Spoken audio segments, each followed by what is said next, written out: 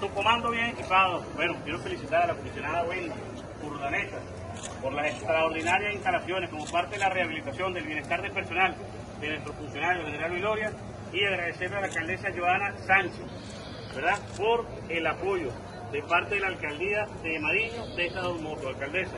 Gracias a usted, gobernador, como siempre, fortaleciendo la cultura de la paz y nuestros cuadrantes de paz. Bendiciones. Pero eso es importante, nuestros cuadrantes de paz. Nosotros venceremos.